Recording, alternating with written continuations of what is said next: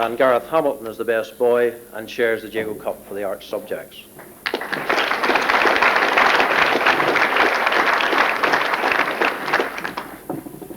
The upper sixth form of 1997-98. Among those who are unable to attend are the following. Helen McFetridge wins the Dorothy Francis and John Kyle Memorial French Prize and achieved first place in Northern Ireland GCE A-Level French. Emma Shields is awarded the David Patton University Scholarship and the Cara G. McCarroll Memorial Prize for German. Linda Hewitt shares the Reverend Chancellor Craig Memorial Prize for History. Ian Burnside wins the Herbert C. Carson Memorial Cup and Prize. Colin Holmes shares the Reverend Strong Memorial Prize for Secondary Education and Religious Knowledge.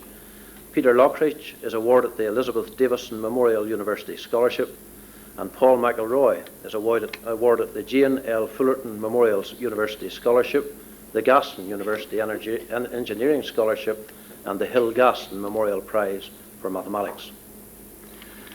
We are glad to welcome back Judith Boyd.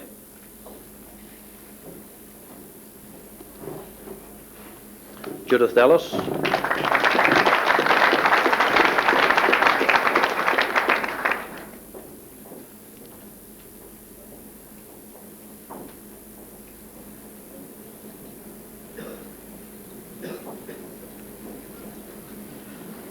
We'll get Judith hers some other time.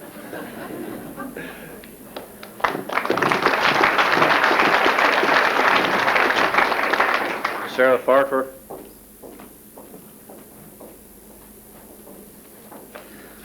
Janet Ford, who also wins the Dr. C.J.K. Orr Prize for Biology.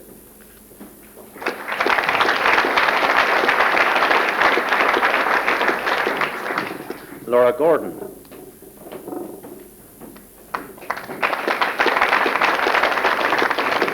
Catherine Graham.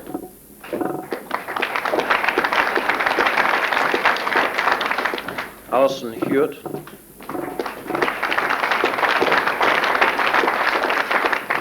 Louise Kerr.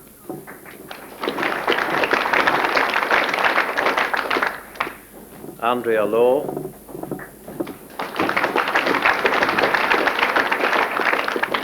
Emma Lynn.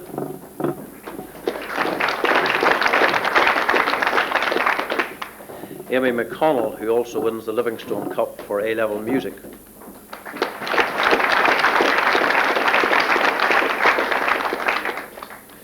Siobhan McLornan, who also wins the T. Greenwood Memorial Prize for Latin, the Classics Prize for A-Level Classical History and Civilization, and shares the Reverend Chancellor Craig Memorial Prize for History.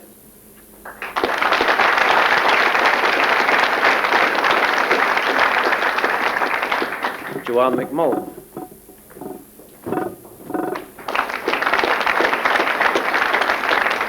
And the following special prizes: the Reverend Strong Memorial Prize for Secondary Education and Religious Knowledge, Emma Watson.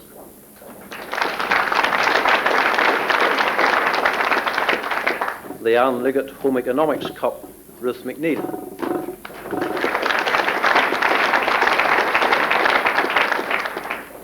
The Gary Spear Memorial Prize for Art, Grace Mills.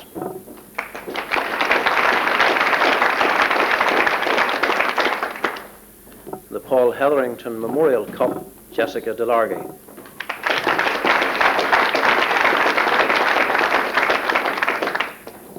Last year's Upper Six Boys, Alistair Aiken, who also wins the RAF Trophy for Outstanding Contribution to the School and the Cara G. McCarroll Memorial Christian Union Prize. Alistair Aiken.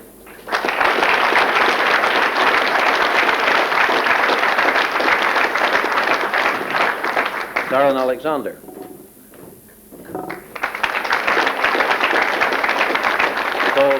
Paul Fleming.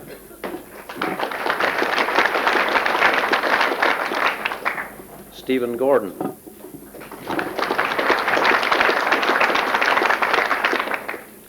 Jeremy Hamilton.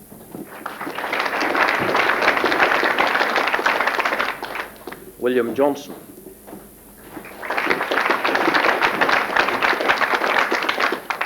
Neil McCulloch.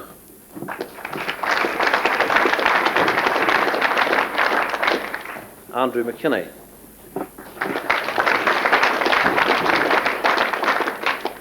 Christopher Morrissey, who also wins the Wilson and Kelly Cup for Media Studies.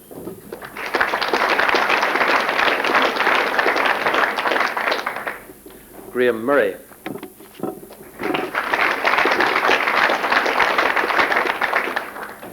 Stephen Rainey, who also wins the Northern Bank Prize and Cup for A-level economics.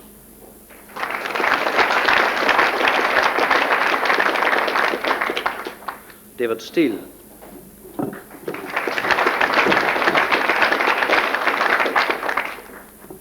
The John G. McHattie Memorial University Scholarship and the Cara G. McCarroll Memorial Prize for Religious Studies, James Tuff.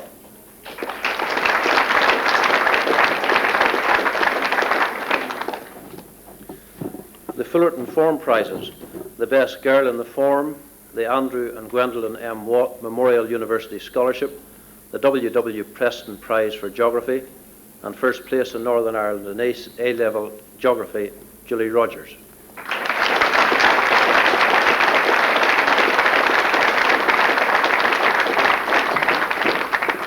Unfortunately, Barry Stevenson is unable to be here, but he was the best boy in the form, won the Governor's University Scholarship, the Lily Kyle Memorial Prize for Physics, the Kennedy Cup for Chemistry, the Noel Dornan Prize for Further Mathematics, and not surprisingly gained first place in Northern Ireland in A-level Physics and third place in A-level Chemistry.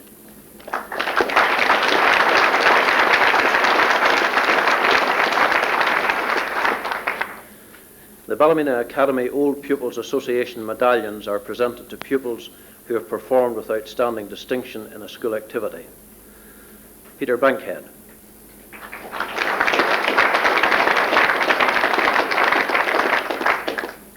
Jill Calderwood.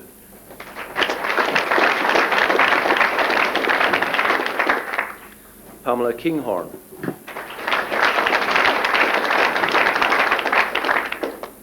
Gavin McFarland.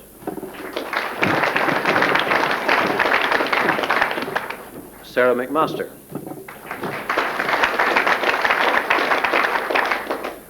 Judith Montgomery.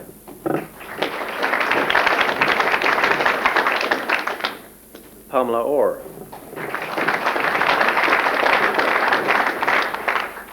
Julie Rogers.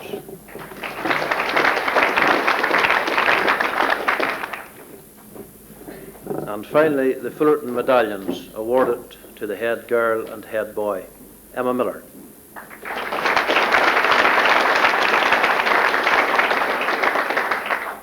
And Samuel Wolfenden.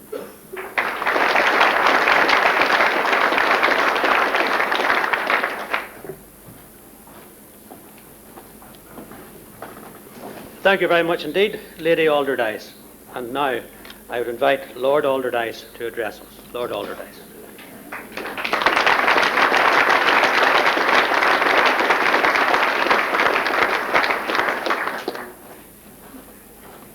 Mr. Chairman, Headmaster, and ladies and gentlemen of all ages and stages, it's a great delight for Joan and myself to be back at our old school.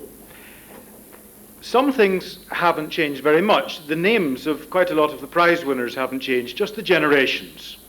Some of those who were up at the front when I was here are now down at the back watching the next generation.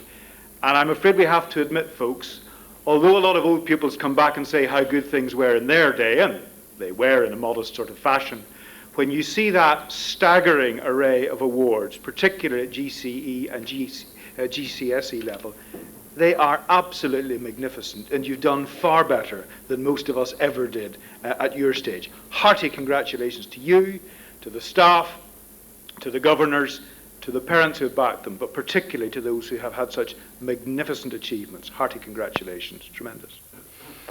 And of course, there are some of those who were down there who are now up here. Some of them, indeed, right to the lofty heights of being governors, like James McCurville here. And it's tremendous to see all sorts of old faces of people I know rather well, and I'm delighted to see again. I was particularly heartened, however, to hear the headmaster speak not just about the wonderful examination results. It would have been very tempting for him, I think, with an array of results like that, to have concentrated solely on that issue. I mean, I know I was delighted. Every morning, one of the things I have to do, as you can probably imagine, is to read through the morning newspapers. And let me tell you this, you can't believe half the lies you read in the newspapers nowadays. But there was one particular piece of news that I noted with great pleasure over the summertime. And that was a column in the Belfast newsletter that said that Ballymena Academy had had 8 top places in GCE and GCSE in Northern Ireland. And I must say, it was one of the pleasantest things I read in the Belfast newsletter all of that month. And I was delighted to see it. It would be very tempting for the headmaster to have concentrated on that. And of course, academic results and performance and the things that we learn at school are extremely important. And you don't necessarily know where they're going to be important for you. Of course, whenever I was looking at the things that I might do with my school time education, I was concentrating on things like science and so on for medicine. But much later on, I came to be very grateful for some of the history that Mr. Taylor had taught me, and I see him down there. Because when I went to the House of Lords and found myself on the same benches as the Earl Russell and the Marquess of Queensberry, or more particularly engaging in debate with Viscount Cranbourne over the behaviour of his grandfather, Lord Salisbury, over Gladstone's Home Rule bills in the last century, I was really very glad to hold back some of those distant memories of Mr. Taylor teaching me British history from 1870 to 1945. And you just never know when these things may come in handy. So it's really very important. And of course, the achievements that some of you have had mark you out for great things if you build on them, as I'm sure you will, over the next number of years. But I was very pleased, as I say, that Mr. Martin pointed out that it's also the extracurricular activities that are important. And I remember being involved in all sorts of things whenever I was at school. I think that there probably weren't very many days when I was back home straight after school, because there were all sorts of exciting things to do. There were the school plays, as you say. And I have to say, I didn't think that being Lord Brocklehurst was going to be quite the preparation it eventually turned out to be. So what those who performed in Molière last year, or I understand Oscar Wilde this year, will turn out to be able to use their performances for, I can't imagine. But they are tremendous experiences. And some of them one remembers a little bit wistfully. Debating Society, for example. I remember it nearly every day. Why is that? Well, not just because of my political involvement, but my current office in Stormont means that every day I walk past a little memorial on the wall of the Commons lobby, a memorial to one of my school friends, to somebody who ran the Debating Society with me, to Edgar Graham, who was murdered in 1983. And I often wonder what kind of an impact he would have been able to have. I have no doubt it would have been very distinguished had he been able to live on. So some of those memories are good, and some of them, of course, over the last 30 years have been very sad memories. But there's also another part of your education which the headmaster didn't mention, and that was break times and lunch times.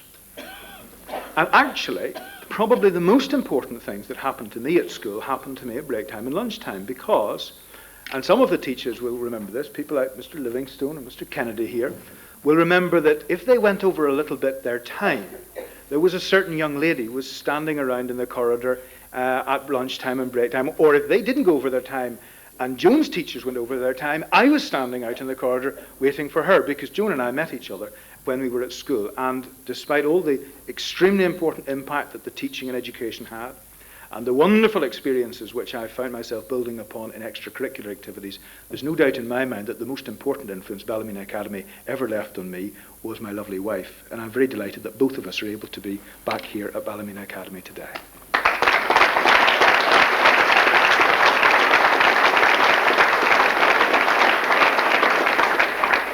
Actually, the last time that I was at a prize distribution, Joan was 1 year later, but the last time I was at a prize distribution was in Ballymena Academy, was in 1972. Actually, as far as I recall, that prize distribution was in the town hall, because the school here was just new, and I think we were probably still going through a process of getting settled in some various kinds of ways. I'm not sure. But it was new. Indeed, I remember it being built, because Previously, there was an old house here, Brocklemont House, and it was knocked down, and there was great big excavators come in and created the wonderful playing fields that there are all around. Indeed, I was just informed by one of the governors that the brickwork here, which is a rather particular form of brickwork that some of you may not have noticed, actually was modelled on the particular style of the laying of the bricks here at Brocklemont, or Knockonnure as it was called. And that was in 1972. A lot's changed since 1972. In 1972, we weren't yet in the European Economic Community, much less the European Community, much less the European Union. In 1972, 467 people were murdered in Northern Ireland in terrorism. Almost 5,000 people were injured in terrorism in Northern Ireland. It was the worst year in the history of the nightmare of the last 30 years or so. Stormont was prorogued in 1972. It was a very bleak and black and difficult time. And I have no doubt at all that being a young person coming through school at that stage had a profound impact on me and on what I thought was important. I found it difficult in a way to understand why people living in a very pleasant, attractive part of the world, with mostly enough to get on with good schools, with roofs over our heads, with enough food to eat, why we wrecked and tore and destroyed so much of our own lives and of each other. And I think that had an enormous impact on me and what I decided to do with the rest of my life. Of course, lots of things do change as time goes on. I mean, things have changed for Ballymena Academy. It's a great pleasure to be here this year because it's an anniversary year. It's the 170th anniversary for Ballymena Academy, 1828. Actually, the origins of the school go back a little bit further than that. As I understand it from a former pupil of Ballymena Academy, Ewell Dunlop, who's distinguished himself considerably in local history circles, the origins of the school go back to a diocesan school in Carrickfergus. And of course we have another rather special link with Carrickfergus because that's where our new headmaster comes from. Well, I suppose new is not quite right anymore, new to me.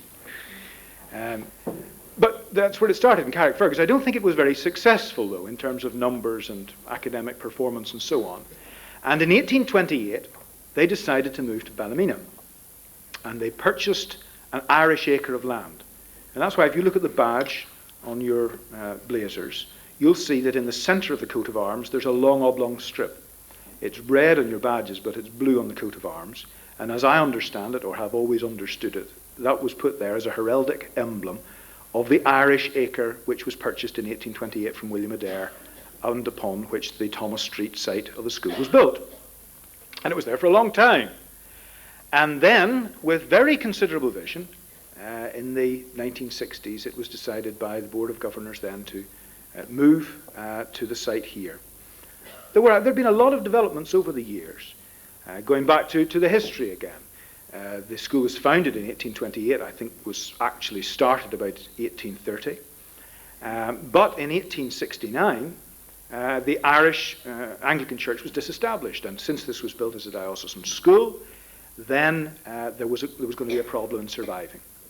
And the headmaster of the time, Mr. King, I think his name was, got together a lot of good people like you see on the governors here, people who were good businessmen and philanthropists in the area and so on, and said, now look, we're going to have a problem financially. And isn't it interesting how over 100 years later we've got the chairman of the Board of Governors and the headmaster giving us similar kinds of warnings. But what did they do? They got together and they elaborated a plan, and indeed Ballymena Academy took its name on in 1890 and has moved on from strength to strength. It wasn't very big in those days. Even by 1900 there were only 72 pupils in Ballymena Academy. And now there's somewhere between 12 and 1,300 pupils. So it wasn't a very big operation in those days. It was a very, very important one for Ballymena and for the people who came through the school. And it's developed on, as I say, I remember seeing the school being built and then, of course, moving into it. And I have to tell you that coming back after what is, I hate to say it, but it is really quite a long period of time, it's a quarter of a century since I left Ballymena Academy, I am astounded at the extraordinarily high standard of maintenance of the school. Lots and lots of buildings that were put up in the 1960s and 1970s are falling to pieces. This school is an absolute credit to the staff, to to the maintenance staff, to the Board of Governors, and I think you deserve hearty congratulations for it. It really is tremendous.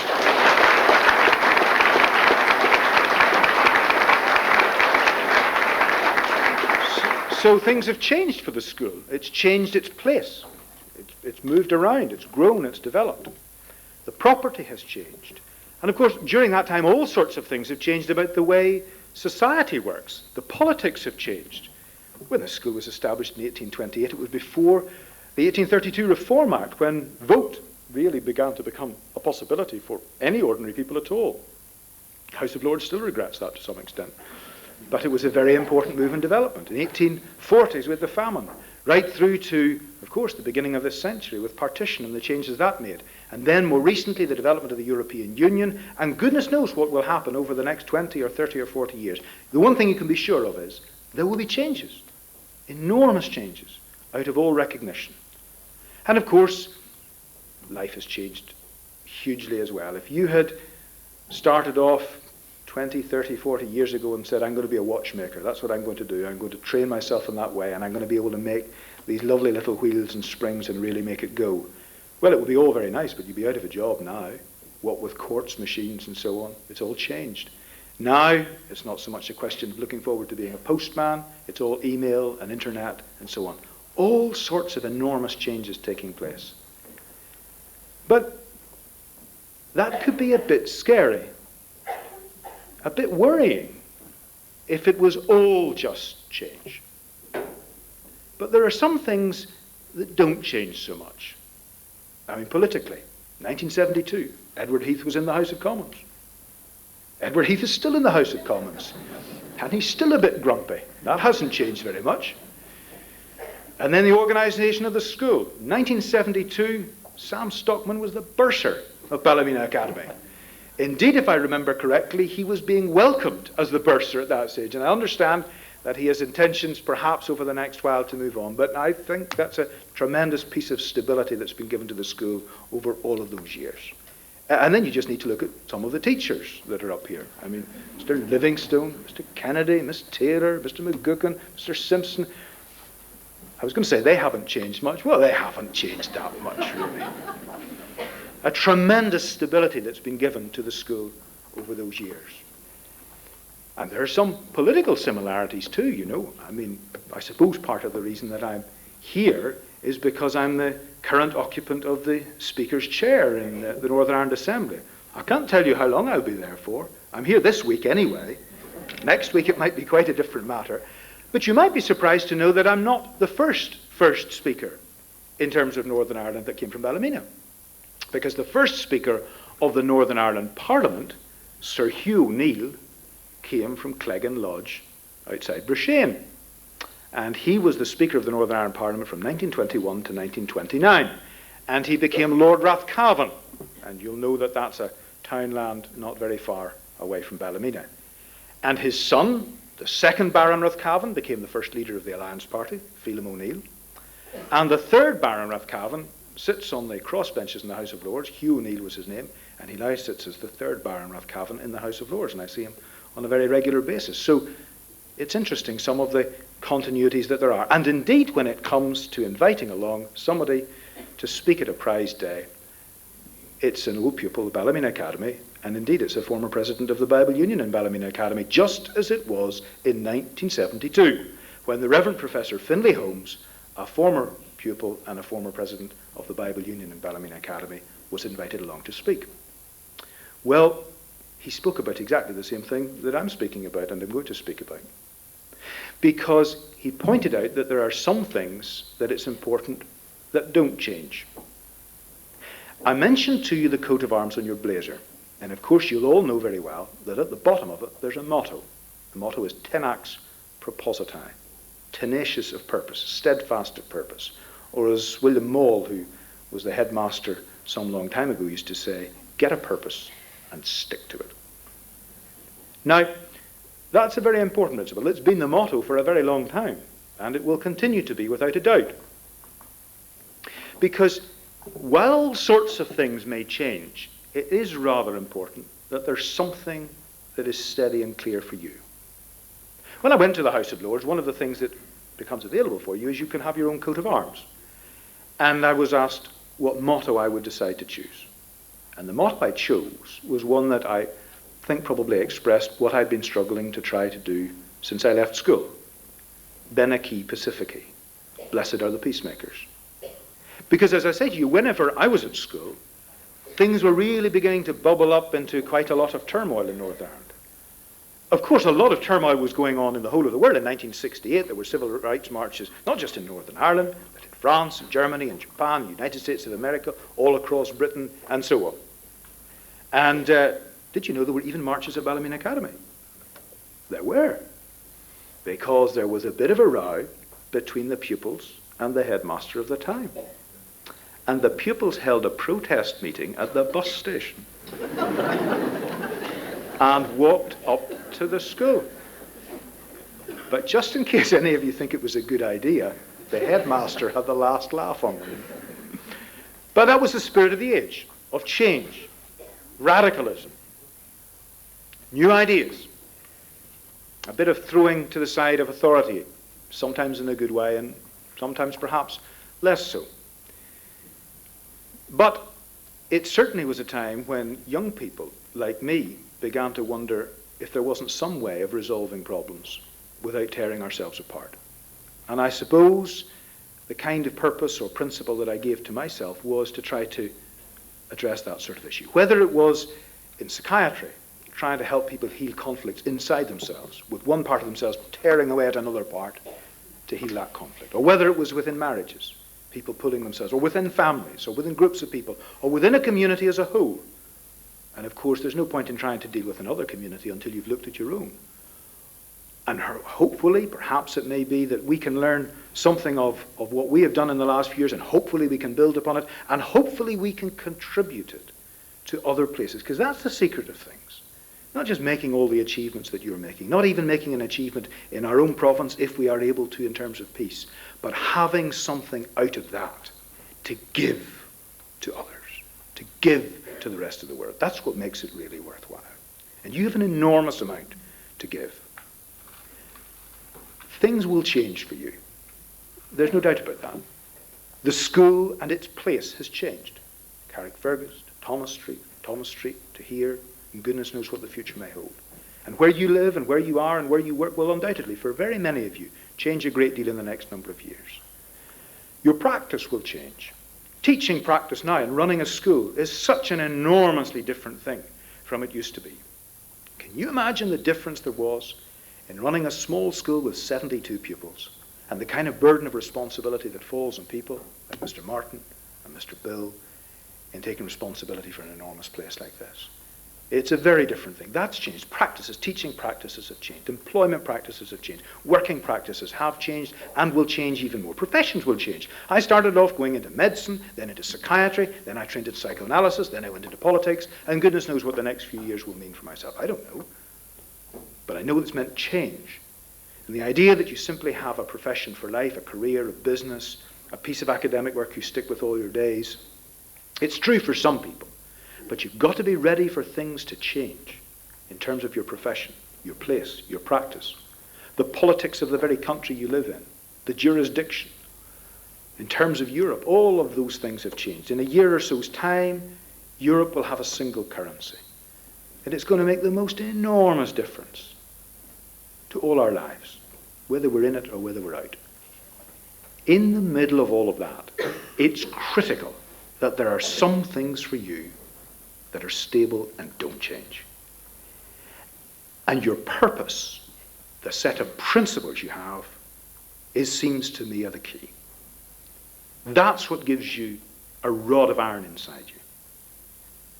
And it's now that you're building that up. The kinds of things that are important for you, particularly those of you in your last few years, the kinds of things that are important for you, the things you think about, the friends you have, the places you go, the ambitions you construct for yourself, are critical for the whole of the rest of your life. Be very careful what you decide upon, because you might be successful. If there's a relationship you decide you want to build, just be careful who it is you're choosing it with, because it might be successful, for good or for ill. what you decide to focus on and to aim for. Some people will warn you to be careful not to aim too high in case you lose. No, don't worry about that. Just be careful what you choose to aim for, because you just might well be successful. And looking at the kind of performance some of you folk have turned in over the last year or two, I would have a huge amount of confidence that you'll be successful. But be careful what it is you aim for. You just might get there. And you want to make sure when you get there, you feel you've been doing what you wanted and what was right and what was good. And that's what being steadfast to purpose is about. Steadfast to purpose isn't saying, I've got a life in this place and I'm not going to shift. I've got this job and I'm not going to move. I've got this attitude to a particular way of doing things and I'm not going to change it no matter what happens. That's not tenacious and steadfast of purpose. That's just stick in the mud. That's not being adventurous. That's not being creative in your thinking and your ideas. But the things that you must identify and stick with are those principles, those purposes. I think that all of us who've been to Ballymena Academy have been tremendously privileged. I really do. The kinds of values and principles and experiences and skills and practices that have been opened up as opportunities for us all are just tremendous. They really are. And they're getting better and better. That's absolutely clear. I mentioned to you the first speaker, Lord Calvin. He lived till he was 99. So if being in the House of Lords and doing a turn in the speaker's chair have got any connection with how long he lived, I could come back again in another 25 years. And again in another 25 years. And by then, some of you will be back there, and some of you will be up here, and more likely, some of you will be up here. And I hope and I'm sure that you will be as pleased with your school then as I am now, as grateful for what you learnt as I am, and Joan is now, and that our whole community will have that whole quarter of a century or half a century or whatever it is to be grateful for in that future time. Not to be sad about, as has been the case. And looking at some of the folk I sit with in the House of Lords, I'm beginning to think my chances of making it to that stage are pretty good. Thank you.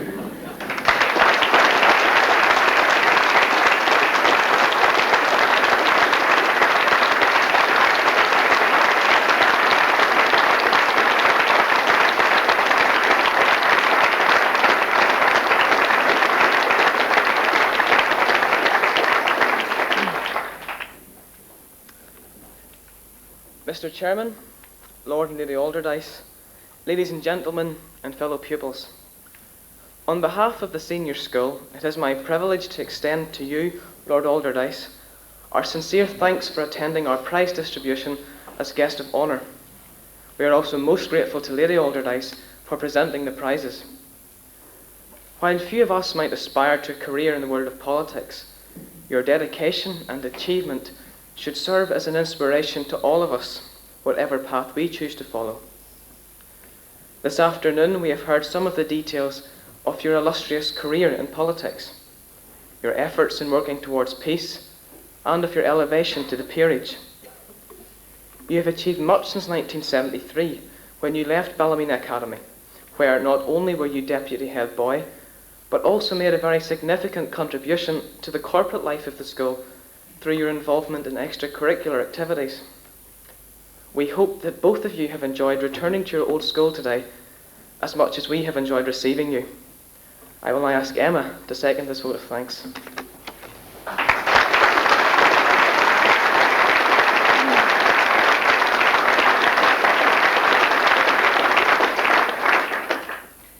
Mr. Chairman, Lord and Lady Alderdice, ladies and gentlemen, fellow pupils.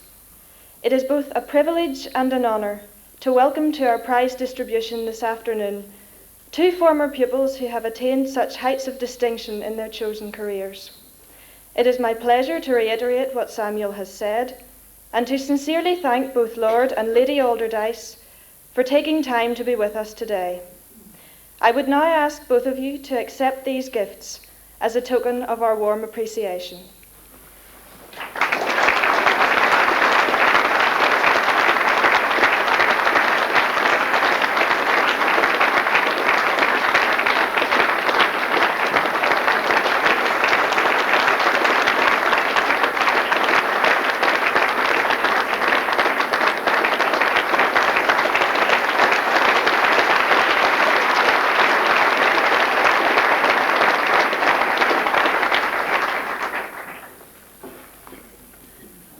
By your acclamation, you have already approved of what Samuel and Emma had said.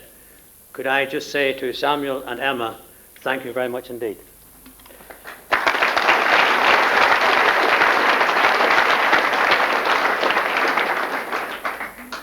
That now concludes the formal part of the proceedings, and I look forward to many chats and afternoon tea. And over to Mr. Livingstone.